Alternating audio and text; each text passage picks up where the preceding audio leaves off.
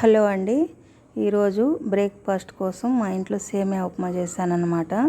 ఇది first clip miss అయిపోయిందండి. ఏం లేదు, ఆయిల్ వేసుకొని కొద్దిగా ఆవాలు, జీలకర్ర, తర్వాత మినప్పప్పు, వడపప్పు, అలాగే పచ్చిమిర్చి, కరివేపాకు, సన్నగా తరిగి ఉంచుకున్న ఉల్లిపాయ ఇవన్నీ వేసి ఆయిల్లోనే బాగా మగ్గనివ్వాలన్నమాట. నేను 1 కప్పు సేమియాకి 2.5 కప్పుల వాటర్ వేస్తున్నానండి. ఎందుకంటే మా ఇంట్లో పెద్దవాళ్ళు ఉన్నారు, అందుకని కాస్త మృదువుగా ఉంటుందని వేస్తున్నాను కొద్దిగా వాటర్ ఎక్కువగా. 2 కప్పుల వాటర్ అయితే కూడా సరిపోతుంది. తర్వాత ఈ వాటర్లోనే మన రుచికి సరిపడా ఉప్పు కలుపుకోవాలి. ఈ వాటరు ఒక పొంగు రానిచ్చి మనం సేమియా కలుపుకోవడమే. ఈ సేమియాని నేను ఆల్రెడీ డ్రైగా వేయించి పెట్టుకుంటానండి, అందుకని అలాగే డైరెక్ట్గా కలిపేస్తున్నాను అన్నమాట.